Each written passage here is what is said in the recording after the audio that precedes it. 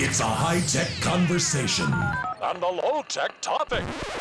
live on the World Wide Web via Zoom. Bench Talk 101. Welcome everybody to tonight's Bench Talk 101. It's quite interesting. It's been an absolutely hectic week. The students came back on Monday. We've been testing on Monday and Tuesday. The uptake is not as good as we hoped. We were hoping for sort of most of them to take the tests, but actually we've only ended up with just under 70% of them taking it. So we've got a little bit of work on them to sort of encourage them to protect everybody and get tested. But so to date we've done roughly 1,500 tests in total this week. So it's been full on. But this is obviously Bench Talk, and tonight's topic is about passing the mallet, which is quite apt really, because this is what came up from a talk with I believe Shrenik, Rick and Sean late last week. It's all about helping and sharing the knowledge, and how do we encourage other people to join in. And so I'm actually going to say, Shrenik, this is your chance to take on that chance, and I'm going to ask you to be the host. And tonight, Shrenik is going to be our host for Bench Talk 101. So Shrenik, over to you. Well, good evening, everyone. So this topic's really about, if future generations of woodworking, or just all the various crafts that we've got between all of us, whether it's tool making or woodworking or whatever. I mean, there's a vast range of different skills that we've got between us. And how do we ensure these skills and the interest in tools and so on reaches the next generation is one question. But then those who are new to the craft, or the younger of us, the more youthful of us, how did we gain that interest in traditional woodworking and tool making? So I'm going to start it off by asking Scott to tell us his story. But I'm going to pick on some people specifically, but also if you wish to speak, just pop your name in the chat and I'll get to you. Scott, would you like to tell us your story? Absolutely. Not got a problem with it at all. My story started when I was actually quite young, and there was something, I'm going to try and speak slowly. I've realised tonight that the more I speak that there's people not catching what I say sometimes, so I'm going to try and speak slower. In my 20s, I had been time served as a time served joiner, and I was living in London, and I was enjoying it. I was self-employed, earning lots of money, and I don't know what came across me. That's a whole other story. But I went to America to work in the summer camps in America to work with kids with learning disabilities, or learning difficulties, sorry, it's a better way of saying it. And it was a camp for ADD, ADHD, and autism. It was a Jewish camp, and it was an awesome experience. And the one thing I took away from the 3 summers that I went to America, it was upstate Pennsylvania I was in, was that I only had to give like a little tiny bit of myself, a very, very small part of myself, and share that with someone else, and it could change the direction of their life. It could change their path and their direction, and it could enhance their life to a degree that I hadn't realised that I could do before. So coming away from those 3 years working in the summer camps, and that's like an enormous talk there on even just the experience I gained from that. And I was actually doing like a wood shop type thing they would call it in America. So it was an activity-based thing, but I went with a portfolio like that of activities that the kids could do, making things from pull back elastic band cars to little spinny helicopters that fly in the sky. They did a total awesome time doing that. And I think there was one day I had the girls in the camp, and they were making a big thing in America was like napkin holders. So the Americans always have napkins on the table, and it was basically just cutting out shapes. So maybe like rabbits and shapes and butterflies, and sticking them together and then painting them. And the painting might not have been amazing looking, but these girls, when it came to visiting day, they ran across the field of the camp with this thing like it was the biggest prize, the best thing they'd ever made their whole life. And you could see the joy in their faces, and that gave them so much more confidence from the half hour I would spend with them doing that. And I realized then that I could direct and help people So from there, I had to try and get a job in education, and it took me a good few years to actually get into where I am now. I went through adult learning difficulties.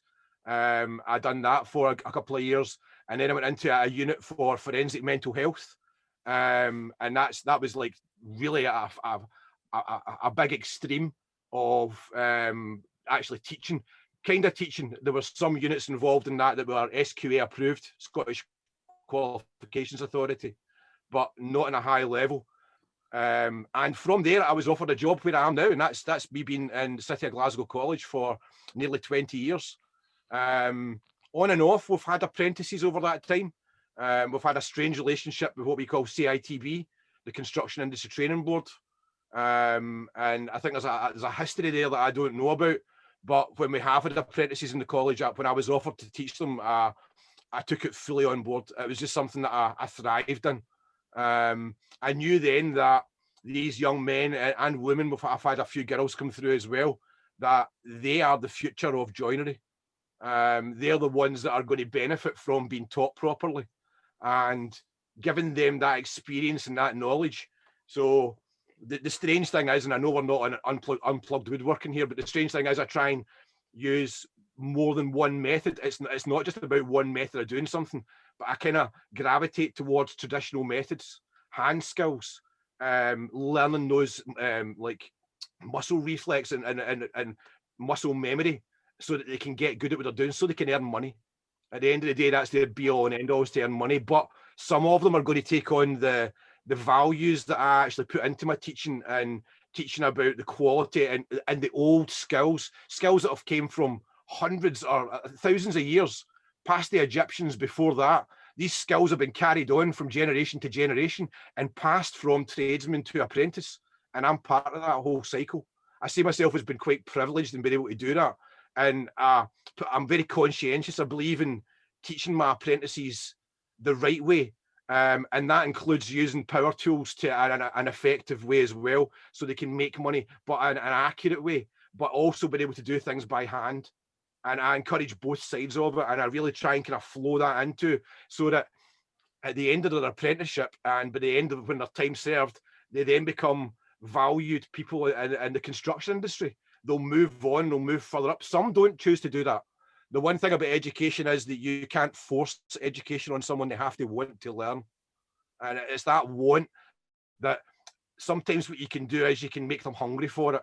If you show them skills and they think, oh, that's amazing. And I watch people all the time and then try it, and it's a lot harder.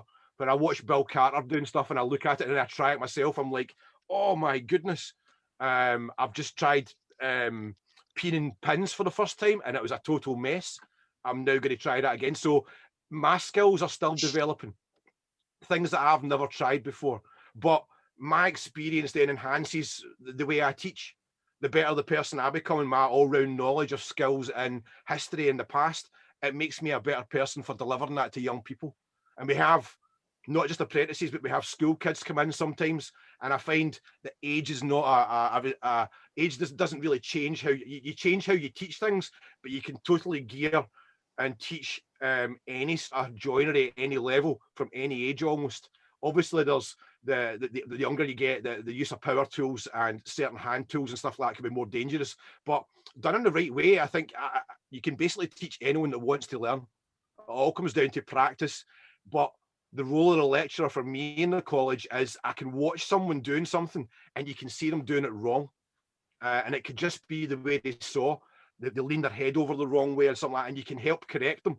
They have to correct that within themselves, but you take a role in actually helping that. And the final outcome being is you see them flourish. You see them actually becoming stronger, more skilled. And when I say stronger, I mean like knowledge and skills and stuff like that. I don't mean like strength, but you just see them growing and becoming, and by the end of their apprenticeship, you see them do their skills test. We have a skill, I think England has a skills test as well, but we do a skills test at the end of their apprenticeship. And most of my apprentices that go into that get almost top marks every year. There's tolerances in that, and in Scotland we work to what we call national occupational standards, which is obviously a British thing, and they're working towards that. So the skills test being the final test in that is their final test of, and I think it's let me just think of the numbers, is it 26 out of 35 or something like that I have to get? It's about 70%. It's not 100% pass rate.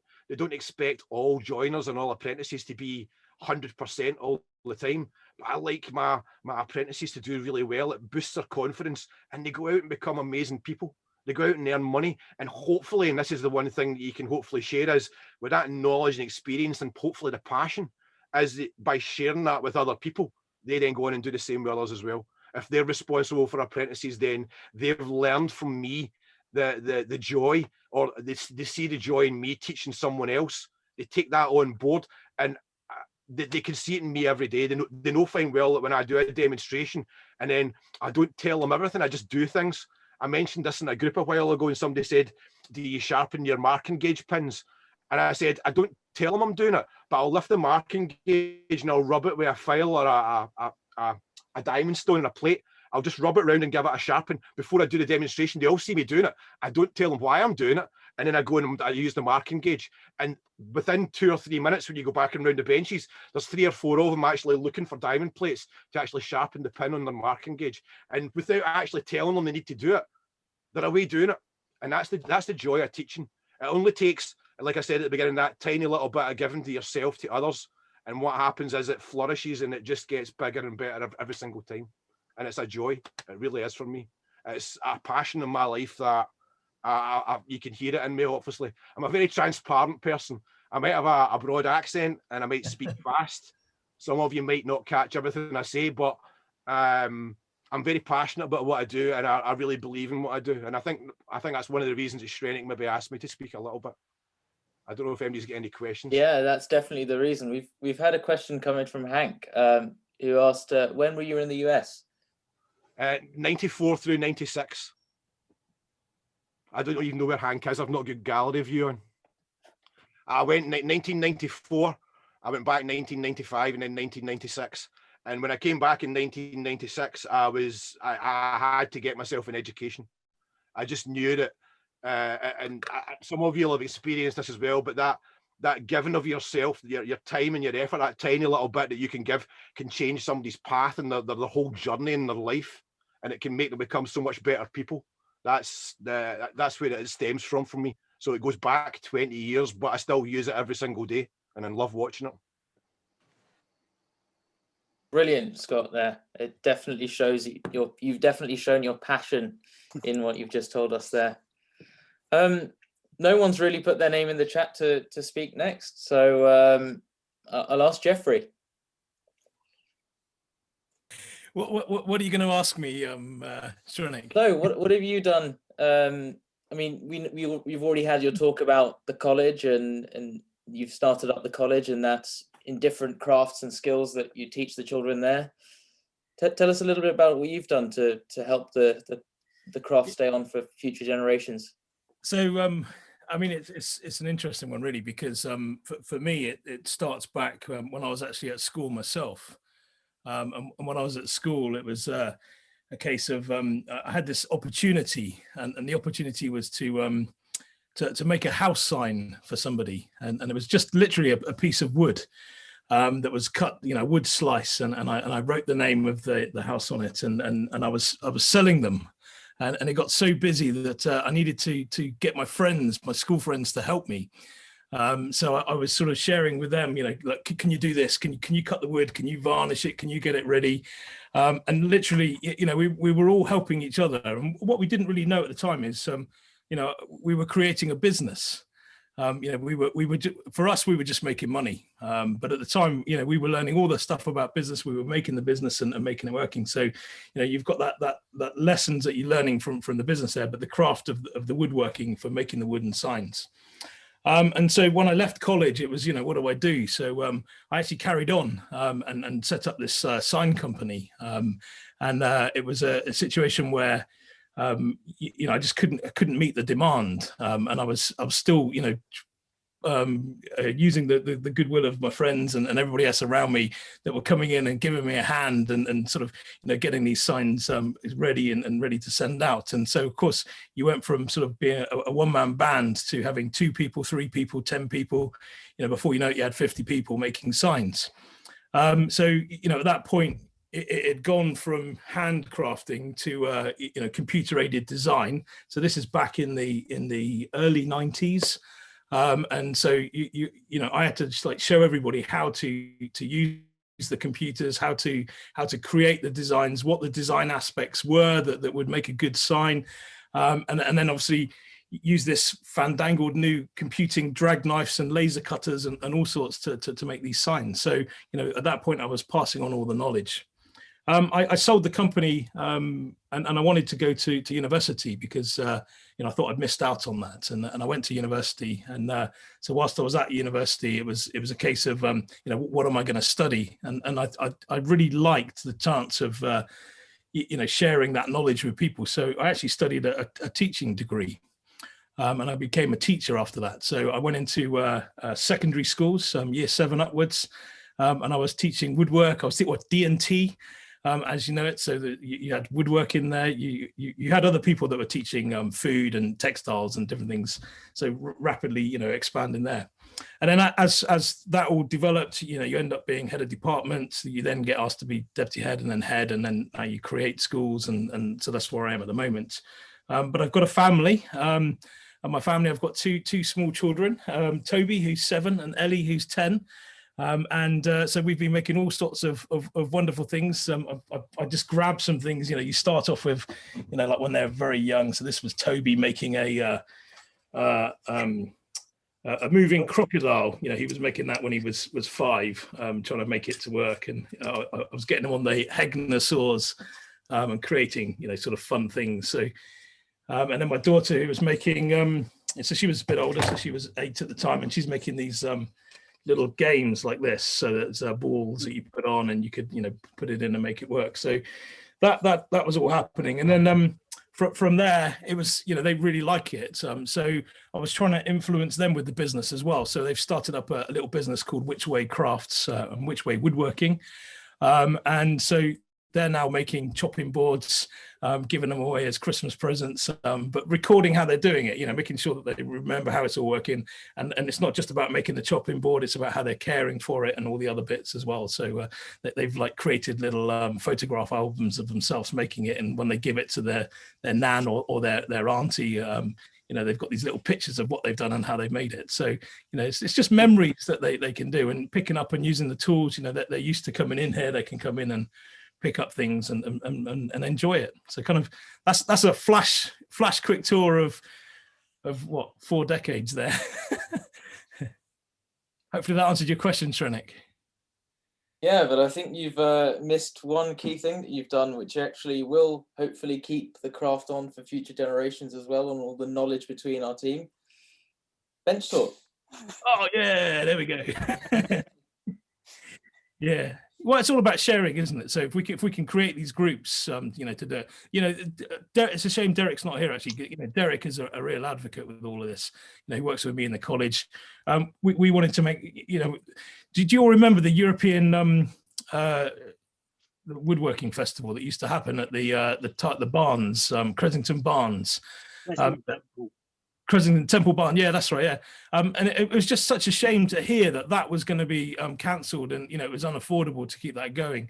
So Derek and I thought, well, we'll have a go. We'll try and do something. So we put on the London International Woodworking Festival, and we held it in when was it? November 2019. And we were meant to have it again last year, and we are meant to have it this year, but obviously COVID's hit. And so again, it's about bringing people together so you can have these conversations like we are tonight. So there you go. I'm going to stop talking because it's all about me always, and it's got to be about other people. Does anyone have any questions for Jeffrey?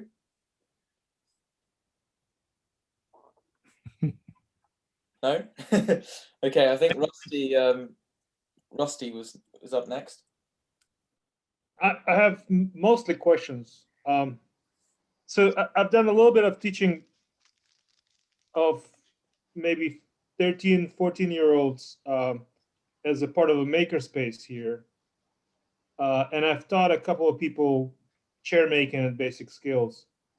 But my question is, how do you find the kids that are interested in learning? With adults, it's a little bit easier, right? So I put an ad on the local group saying that I'll be teaching chairs, or I'm available to start teaching chairs. And a couple of people came in, but they in their 30s, but finding younger kids who would be interested, I don't know how to do that. So what was your experience? Can I say something about that? Go for it, Chester. I didn't put my name in, but when I was really young, I lived in Manhattan. And one of the things that my sister and I did, we started a thing called the Arts Cart. And we borrowed somebody's van and we loaded up with paints and paper, and we got scraps from different people and things donated. And we went down into the inner city and we set up easels and set out the paints for kids. And they kind of, on weekends, and they sort of drew people, just kind of flocked to it. And there was no real structure to it, except that here were all these materials and they could paint. And some of those kids that came out of that went on to craft things that were beyond that. But also, I when I was a cabinet maker at a museum, we used to do a fair for the kids. And I made these little sailboats with dowels, angled, so they'd make their own sails out of paper, and then we'd float them in a kiddie pool. But some of those kids as well, it just sort of, I guess we had those institutions to start it, but it sort of drew people in. And then some of those kids stayed, not friendships with me, but some did actually. Also going to high schools and offering to do projects with kids. They allowed us to do different things. When I was then in theater, I cast a group of kids to do Godspell at a local church. And it sort of grew out of each of those things. One of the kids wound up being a writer for South Park. Another one is a Broadway actor now. I mean, so what he was saying earlier about having this little bit that you do has this big effect on people's lives is so important. But as far as getting children to it, I guess local institutions like community centers, museums, theaters, high schools, junior high schools, approaching the principals and saying, I want to do something on a weekend. You can get the children involved. Of course, then you have to get them to an age where they can actually handle tools. But it just somehow collected kids into these things. I think they appreciate if you have an interest in helping them and you're above board on it. And I think that they come and then they bring their brothers and sisters and it just sort of, it's kind of a Pied Piper effect type thing. I have a suggestion on that. Here in California, we have, in the United States, we've got boys clubs, we've got the girls clubs, we have youth activity centers. There are places where you can at least touch base and see if they're interested in running a program. Also, summertime, your local community park districts will have after hours or some type of youth training program, or it's just crafts, doing stuff. And sometimes it's just ink and pen and paper and maybe an origami, or woodworking requires a little bit more setup. But if you're bringing the tools and materials, and the children, if they're going to make something, in a lot of cases, value, if they've got something, if they've done the work themselves, their value of that project lasts forever.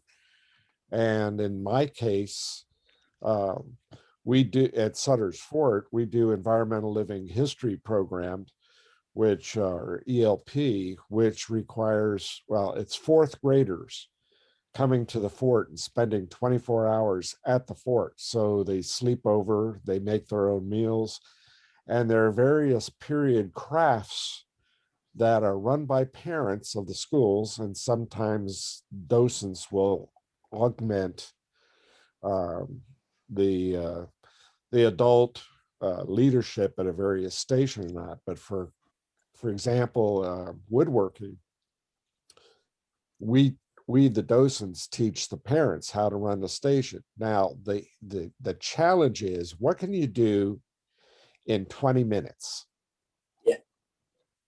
And you would be surprised what you can do in 20 minutes if you limit it to assembly. You're just nailing things together, which means the parents have to do prep with the teacher before they come to the fort and all that. But here's the rub, or here's the interesting thing, is that we're now into our third generation of children who've gone through the program who come back to the fort. We're just starting our third generation.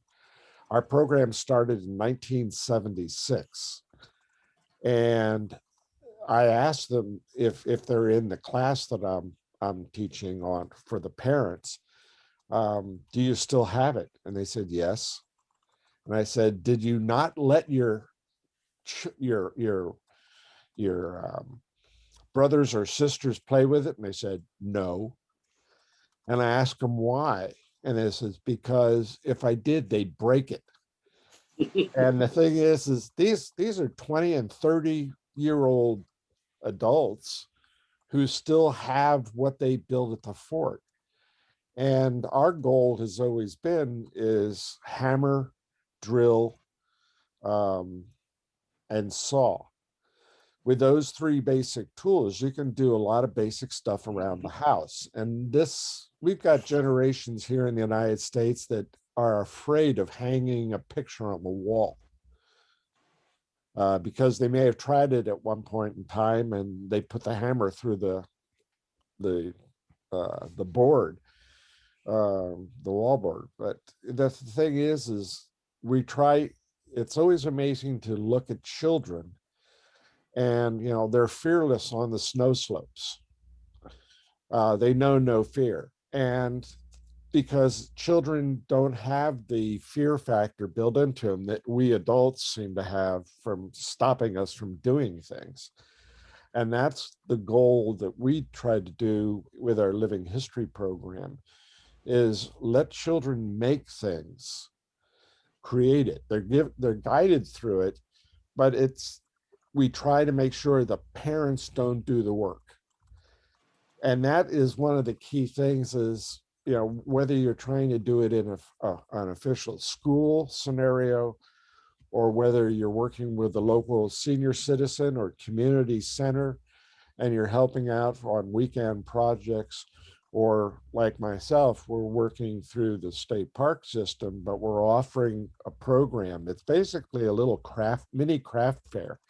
And they rotate. They've got 40 minutes per session, but kids, you got to get them to the place, you got to get them. And then the key is they know in advance what they're going to be doing. So, but I think also for Rusty's question about how you get these kids, I think it might be important, particularly these days. When I was young and we were doing it, there was a certain amount of trust kids with adults, but I think it's a good idea these days to try to get in with some organization and have them organize that group and get the kids into it. And I think that Stephen's right about the point of teaching them to put something together that's already prepared, like a birdhouse or something like that, to get them started. And then, because we used to use coping saws, and so we could do curves and cut out little soldiers out of wood and stuff. But I think that. Sorry, no, go ahead. I think one of the things that, and it goes back to when I was speaking earlier, and that was the summer camps. When I made up a portfolio, it was for 7 to 12-year-olds mainly. And I had to come up with ideas, and it was to make it relative, something that they could relate to. And for most of the kids, it was toys or things that they could enjoy using and playing with. So like elastic band cars and little model airplanes and things like that. So the boys loved kind of obviously certain things, and it's not a male-female thing, but they enjoyed making things that then they could play with, or they could actually look at and like. So making it relative, and I've done that throughout the years, and it's been a challenge bringing school kids in or older teenagers or whatever. One of the other things that we done with a Swedish group that came to us, and they were older teenagers, and they didn't have any joinery experience whatsoever, was to make a passive speaker. So one that you could sit your phone in. It became a phone stand, and then amplifying it. And we used 3 layers of plywood. In fact, we used 2 layers of plywood top and bottom. So we used birch plywood top and bottom, and then sandwiched that between a hardwood. So we used oak in the middle and shaped that using a coping saw, and made a slot in the back for the phone to sit in. And passive speakers work really well. Plus, it fitted really well with teenagers. They want somewhere to put their phone. They want something that might amplify their phone slightly more than it was, and it was relative to them. So another thing that we do with groups, am I allowed to screen share, Shrenik? Jeffrey will. Yes, you are. Another thing that we do is, it's disabled. Another thing that we do is that there? And in Scotland, we call that a creepy stool. CREEPIE. We call it a creepy stool. And there's a story behind it, and I actually love the history behind it. And there's lots of different ways to make it, but I've actually seen this in Stirling Castle. They have benches in Stirling Castle that go back hundreds of years, made almost the exact same format out of oak. And the ones in Stirling Castle have through mortise and tenons in the legs, and they're wedged. They are cut into the face, but you could simplify that task there for that creepy stool. And it's something that I've done over the years with certain groups. Like Stephen just said, you could have it so it's assembly only, and they're only screwing it together or nailing it together.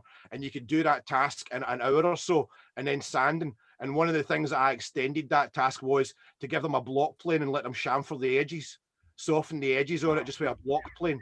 You're making it relative. It might only be screwed together. With a group that's there for longer, they can mortise and tenon it, they can wedge it. And one of the reasons that I love that kind of stool there is because being a creepy stool, they used to sit around the fire on it. I think some people might see that as being a milking stool, but it was called a creepy stool because the fire embers got low at night. What they done was they creeped the stool closer to the fire. So they creeped closer and closer to the embers. That's hilarious. And it's that to me, that kind of history. It's also, and I've done some research on it, there's also history of unmarried mothers being made to sit on it in church. And I don't know how much truth there is involved in that, but we might know that some Scottish churches might be slightly different than the rest of the world. But if they had unmarried mothers in the church that made them sit on these maybe uncomfortable stools and not in the pews, there is a lot of, I've read that in a history book somewhere as well. But the whole story behind creeping closer to the fire and being called a creepy stool, it's got history, it's got provenance. They've used it in Stirling Castle. And some of the kids, even, and my nephew made one when they came to the college when he was 8, and he still has it, and he still sits his wee bum on it sometimes. When he's like almost a grown man now. He's 17, and he still sits on it. Creepy, CREEPIE, not creeping. Creepy stool. Yeah. So the things about history and provenance, carrying on that history. And I think to answer, I'm not saying it fully answers your question, Rusty, but making it relative. Yeah. And I think the challenge for me in colleges and the college today is when we get young people in, is making joinery relative to them, something that they can relate to. And for young people these days, a lot of that's technology. And you'll get charging stations for phones. You'll get earbud stands, you'll get laptop stands. These things are all, and I said, like passive speakers, short activities that you can then share with them that hopefully brings out that passion and joy of cutting and shaping wood.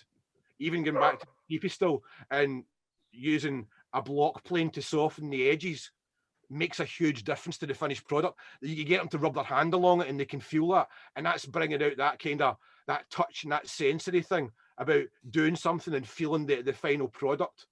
I think that's part of the big thing. For me personally, and I'm not saying others will have a different opinion, but for young people these days and teaching young people, for apprentices, it's different. In the college with apprentices, it's skills, it's training. They start on basic joints, they work on doors, they work on stairs, they work on panels. It's joinery components, not just making, but also fitting. Kitchens as well. We actually do a whole kitchen unit where we buy in, and it's flat pack kitchens we buy, and they build a flat pack kitchen and they install it with worktop miters and that on them. But that whole range of skills for an apprentice is essential as a journey. And I think that's maybe why they were called journeymen. I once remember, and it's something I wish I could install in Scotland. I remember reading about Germany and apprentices in Germany. I think it was a mechanics course. And what they did was they kept a daily diary, and it had a name in German. I don't know if we've got any Germans here that have got any knowledge of that background, but they kept a daily diary and it had a name. And when I read about it, they wrote down what they did. They wrote down what tools they used. They had a kind of systematic, and that became like not a Bible, but that became their life story. That became their history of how they developed. Yep. They could look back to when they first learned and see that the journey. And I think that's possibly where the word journeyman comes from, because you've got this, and it never ends. A journeyman, someone who starts off. One of the analogies I use in the college is that when you learn to drive a car, you don't actually learn to drive a car until you pass your test. You can do your driving lessons and learn the basics and get to that range where you are then capable of driving on the roads legally, but you learn to drive when you pass your test. And I tell my apprentices the same thing. They don't learn to be joiners until they finish their apprenticeship. That's their journey. It's the beginning of their journey. And then hopefully for all of them, they don't all choose that for the rest of their life, but most of them then choose that as a lifetime. And they could be like me.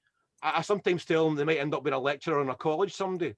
Because when I was 17, I had no idea I was going to be where I am. I had no idea I'd be sitting with a group of people like yourself speaking. And it's the one thing that I have a lot of passion about. I don't know if that answers your question, Rusty, or if it helps.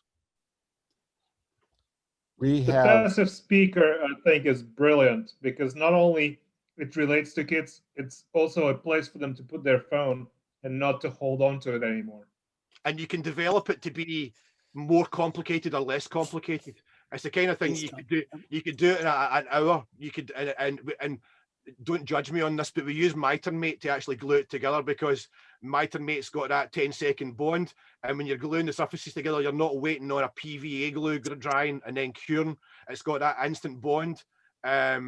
Obviously gloves, masks, all those things, all health and safety put in place, and that's another range of things to teach us health and safety, making sure that young people have this knowledge of how to do things right. I certainly didn't when I was younger, and I'm sure there's plenty of people here that didn't use full health and safety products, ear protection, eye protection, and these days it's changed a lot. I didn't wear knee pads when I was young, and I now I have to wear knee pads now because my knees are absolutely knackered.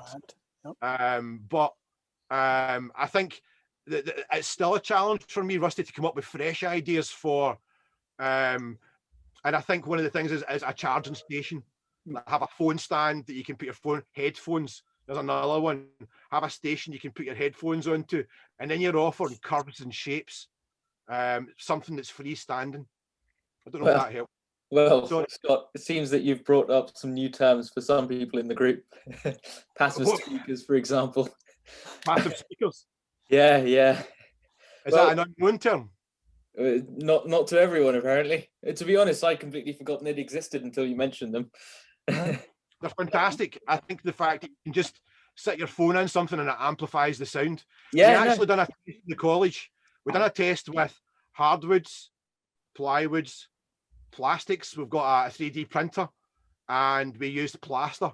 And the one that amplifies the sound the best is actually plaster. Really? Plaster amplifies the sound, and we got them to make that in a total oval. So some of you might have sound backgrounds and you know more about sound, but the more you can smooth that wave out so that it reaches your ears being undisturbed, and in a square box, it'll bounce off the sides and possibly distort the sound. But the sweeter you can make that sound come out and without being distorted, the better the sound is. But I made one, and they took a plaster mold of it. And when they go to shows and stuff like that, they can use plaster cast to actually mold a passive speaker in, how long does plaster cast take? Casting plaster take 10-15 minutes to go off. And then they've actually got a speaker made of plaster. The plasterers now use that as well. So again, sharing joinery experience and moving that on to plasterers and moving it on to even stonemasons. I'm not sure if the stonemasons would be interested in something like that. Did I teach phase addiction? I have no idea what that means. Well, that's basically where you add a second. You basically change the shape of the inside to Oh, okay, right. That if I'm correct on that, Jim might be talking about something else. I hope he's Yeah, talking. your back of your speaker is out of phase with the front, obviously, Yeah. 180 degrees. So you set the distance from the back of the speaker in a transmission line. So you create a tunnel and it comes out the front and then it adds to the positive. So well, when it's going round the tunnel, it changes phase to be in phase with the front, and then the two add together and it tube passive speaker, yeah. That's my experience, Rusty. I don't know if that helps. So Rusty, I thought after your question, I thought I'd sort of talk from my perspective as someone who's quite youthful in I guess in their life, maybe not so youthful in my woodworking career, I guess, if I want to put it that way. I started off woodworking probably since the moment I could walk. I was given a bag of nails and a hammer. As soon as I dropped my Lego, that's all I touched. I didn't really touch my Lego once I had the bag of nails and the hammer and pieces of wood. I think at the age of 5 or 6, I built my first chair. It wasn't any good. It was all nailed together. It didn't hold when I sat on it, but I still made it. My granddad owned a hardware store, so I grew up, going to work with mum. Mum worked there, so I used to go in my holidays when I wasn't at school. I grew up there. Probably till I was about 13. I was there every holiday, every moment I had, and that's where my love for wood, for tools, all of that grew. I probably, when I was 8, 9, 10 years old, I was cutting sheets of plywood on the panel saws, smaller sheets that I could actually reach, high enough to actually cut the sheets. I was chopping using the radial arm saw at that age, standing on a stool to cut the wood to length to sell it to customers. I was, you probably wouldn't get away with that anymore, not in a modern business. But that's how I grew up, and that's how I got the craft. My schools, neither of the schools I went to taught woodworking. They never taught any crafts. It was all at home. My dad can't hang up a picture frame. He still can't. Mum did it. Mum taught me everything. She taught me all my DIY skills, and I've learned more from there since. But my woodworking love just came from actually selling the tools to customers and always wanting to know how they actually worked. But having never been taught it at school, my answer is that if you don't teach it at school, it's often down to parents actually showing their children, giving them the opportunity. I've learned that not every single one of my peers, people my age, they're not all going to be interested. That's a fact. Not everyone in the older generations were always interested. Right. So you can't expect everyone to love the crafts, but what you can do is put it in front of them and say, try. And some will enjoy it, some won't, and that's fact. That's my addition to answer your question there. But then something I did in my final year of school was something very unusual at the school. They had a project where you could do a project on any topic you want at all. Now, this is probably where I first realized what unplugged woodworking was and what my love for it really was, because that's all I'd done mostly anyway. I did a project on is hand tool woodworking better than power tool woodworking? I wrote 5,000 words. I think 3,000 words of it was arguing that hand tool woodworking was better than power tool woodworking. And it was pretty one-sided argument if you count that the introduction and conclusion counts in the other 2,000 words. Pretty one-sided argument. And I actually did a test. I built a DVD rack. I built one using power tools, and I built one using hand tools. And obviously, the one with the hand tools, I messed up on my marking out. But other than that, I still argued that hand tool woodworking was better. And the reason is sort of like aligns to a LinkedIn post, which I wrote last year over the lockdown, over the first lockdown, where I realized that I'd been working for 6 months, and I'd been sitting at the computer desk all day, 5 days a week. And I realized that every time I went out to the shed, I was getting away from technology, clearing my mind, and I was feeling better mentally. And that's why I love woodworking. And that's what draws me to want to do more and more and more. And I'm a person who loves learning. So I love learning about woodworking, and that's why I want to keep doing more and learning new skills. That's basically me, really. I'd be interested to see how Tate got his interest in woodworking. I have asked Tate, but he's not very confident to speak at the moment.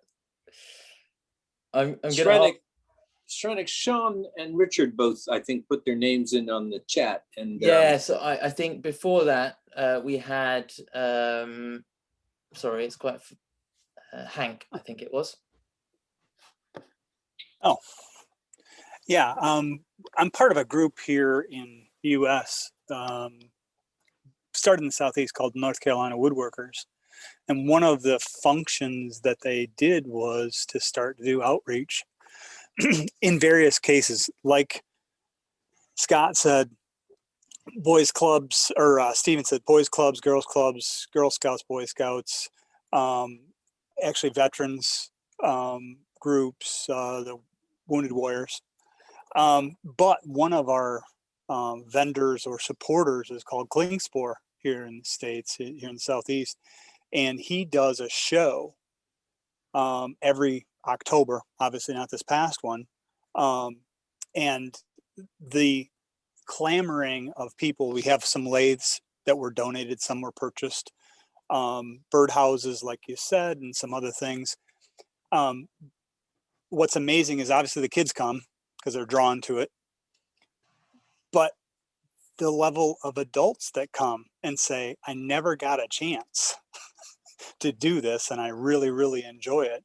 It's kind of shocking to me that, you know, yes, we want to reach out and find younger people to bring into the craft, but there's a whole group of people that aren't familiar with or are interested, but don't have a method to say, hey, I can't really go to a high school that's doing shop classes at night. Community colleges don't typically do them.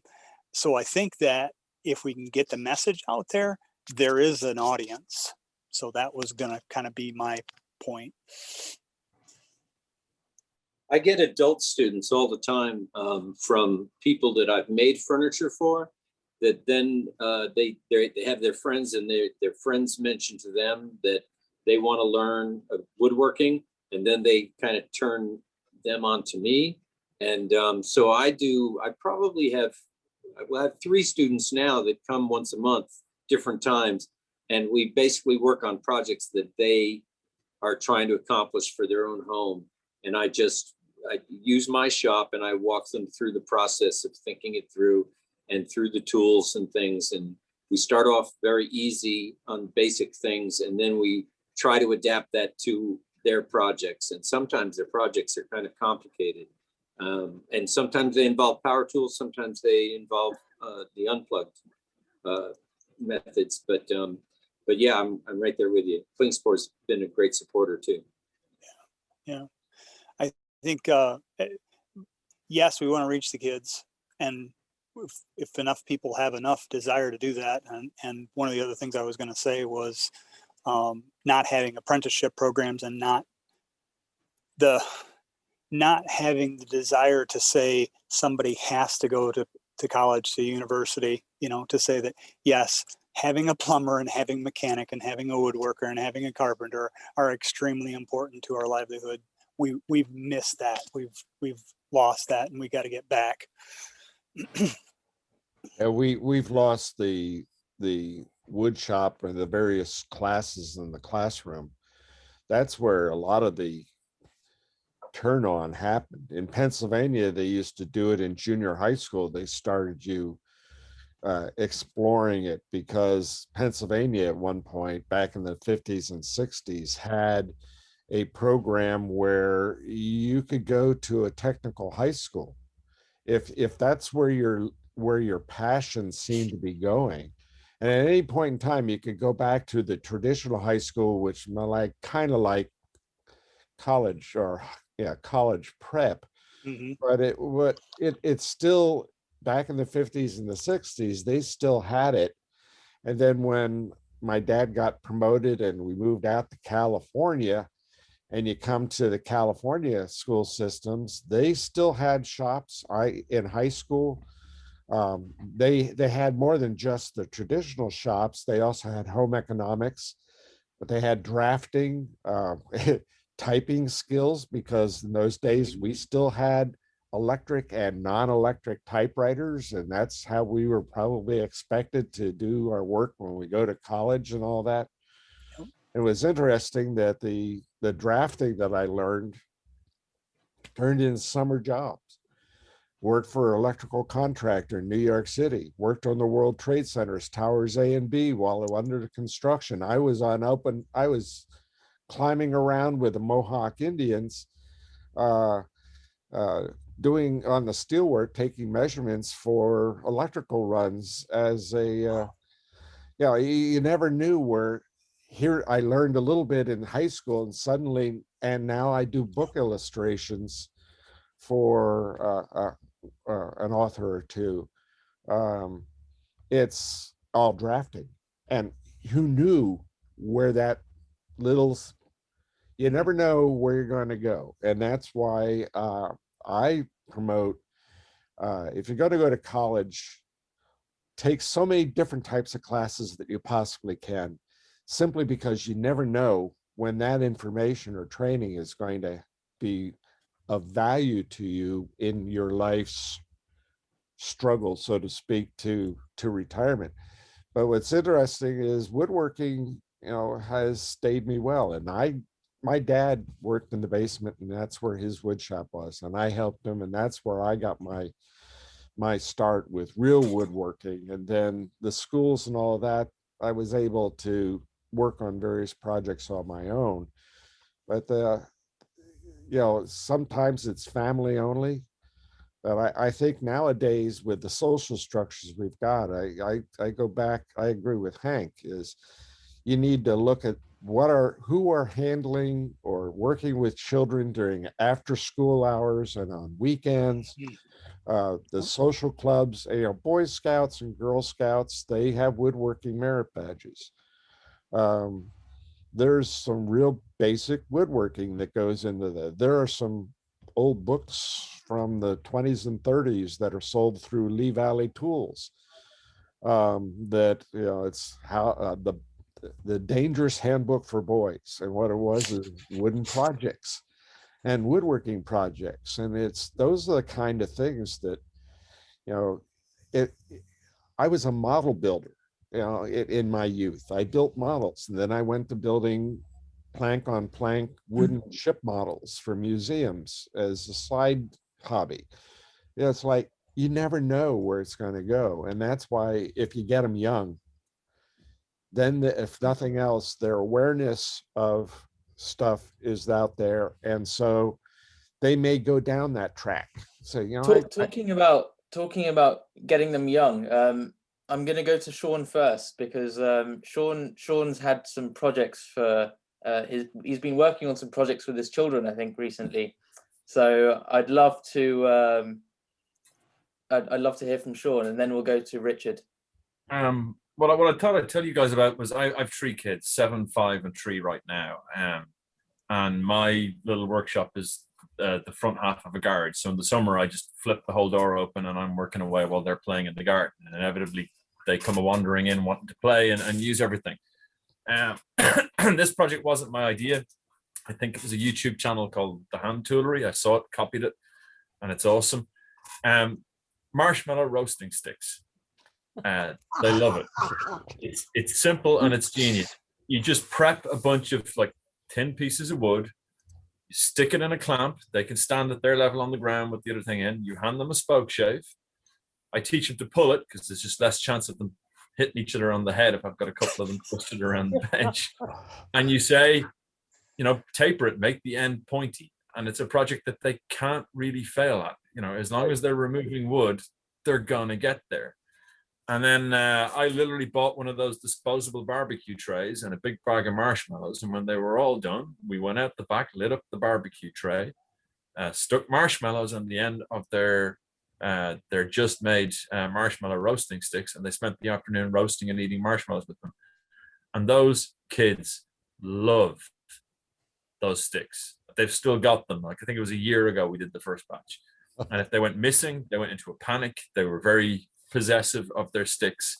And I just think the spoke shape is an incredibly safe tool. Like, even the tiny kids, they're just not going to hurt themselves as long as they keep their hands on the handle. So it's easy to manage with a couple of kids around.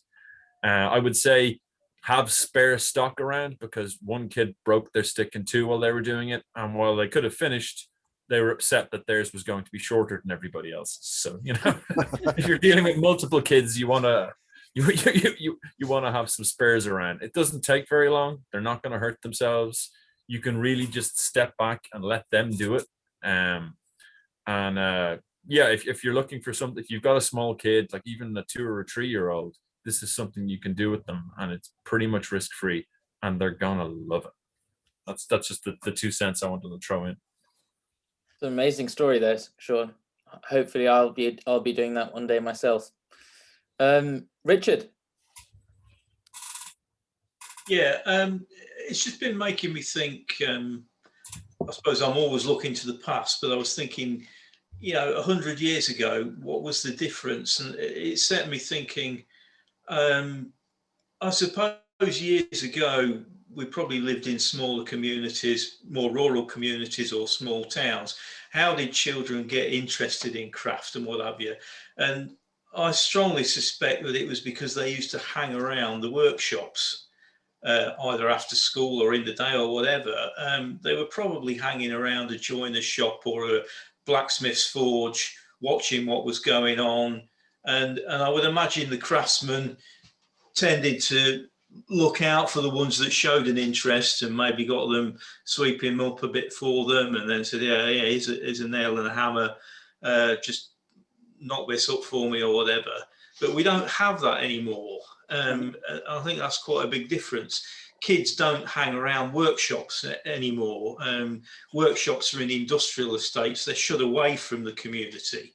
Whereas before, the workshops were within the community and they were part of the community. And I wonder whether that's where part of the link's gone.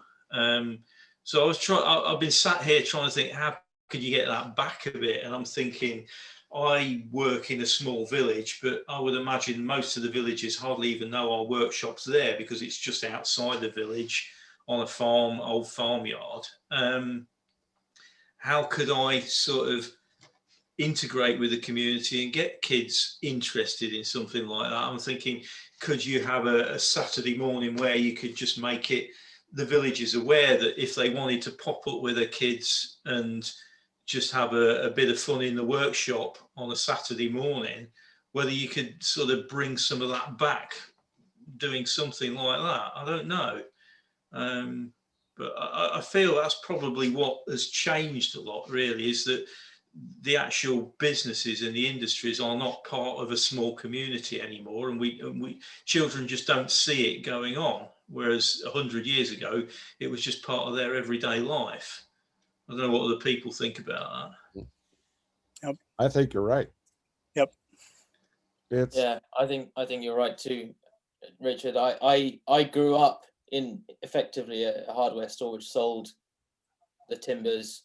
You're a prime example, Shrenik, of why you're interested, because you grew up in and around that. But the vast majority of children don't get that opportunity anymore. It's not there in front of them anymore. Well, I've got a quick question for Sorry, Matthias. Yeah, I also think you would have had a number of children 100 years ago who reacted quite in the opposite direction and ran as hard as they could in the other way to make sure that whatever they had to do, they wouldn't end up in that bloody workshop with that where Dad had spent his life slaving away. But there's, you're right. I have a question. I have a question for Shrenik. How many of your brothers and sisters followed your path, or were you it? Well, I don't know because I don't have any. I'm an only child. Oh, okay. Try to work on that, Shrenik. I think that's significant though too, because I was reading Sean's or Tate's post in the chat, and Actually, do you my mind if reaction I- is, yeah, go ahead, Can I Shrenick. read that out for the record? Yep, that's great. So from Tate, he says that he got into woodworking through his granddad. Every day after nursery, he would go back to his grandparents' house where his granddad had drilled holes into pieces of wood. He would hammer nails through the holes and make ladders. Sadly, after he left nursery, he stopped woodwork for 7 years. But then when he went to primary school, but then when he went to high school, they had woodworking as a class that he could take. So after 5 years of high school, he achieved the highest grade he could in high school and left. Earlier in his last year at school, he started to clear out his granddad's old shed, which hadn't been touched in 3 years after he'd passed away. During that year, he spent every weekend walking to his grand's and clearing it out. And since last August, he started studying furniture design and make at his local college, and moved his workshop to his back garden to save him walking 2 miles every day to go and make something. What a wonderful story. Brilliant. Yes, it's Brilliant. fantastic. But see, my story is very similar. My mom would give me to my grandfather so she could do stuff. And I was in his trailer, and he handed me a board and a hammer and a nail and went away. My mom came out and was furious because I had nailed this board to the floor of the trailer. And she's like, Dad, what are you doing? That's right. He said, guess what? The next time he does it, he won't nail it to the damn floor. Something that I'm noticing more and more, and it's happening a lot these days, and it's a good thing in a way. And I know that Jeffrey's college is maybe slightly different. As our apprenticeships, we have are adult apprenticeships as well. So historically, apprentices came in. I think I was lucky. I started at 17, and to start at 17 was unknown, because if you weren't 16, you didn't get an apprenticeship.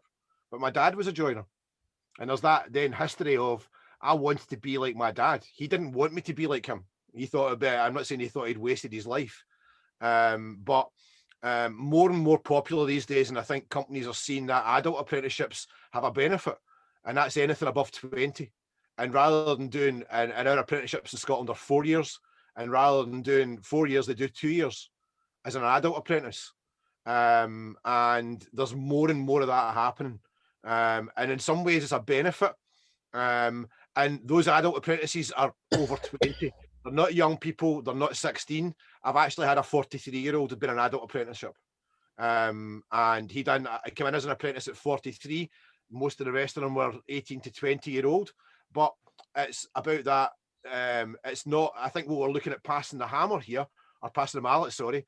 It's not just about young people. We seem there's a focus on the talk around passing that on to younger generations and starting when you're young. But for me in college, age is not relative. It's about it's about people wanting to learn new skills at any age. It could be for people who are retired, possibly. They can still learn as a hobbyist to learn new skills. I guarantee there's people here that are maybe like myself, getting slightly older, and we're still learning new skills, so we don't stop. But I think for young people, it's then, and I think the thing we're missing here is it becomes a vocation in their life. It becomes something they can earn money at. For a lot of us here, we're still doing that. And for others, it's I'm not saying it's a hobby. There's all these variations in people's lives. Woodworking and the joys around actually working would become something that we all have a passion for here. Otherwise, we wouldn't be here tonight. It's evident from the way people speak that we all have a passion for it. Otherwise, we wouldn't turn up every week. And we enjoy sharing those stories with each other. I would say that as well. Cheers, everybody. Cheers, everyone. Thank you for a great talk this evening. Cheers to the bench. To the bench. Cheers. And well done, Shrenick, for the first host. Cheers.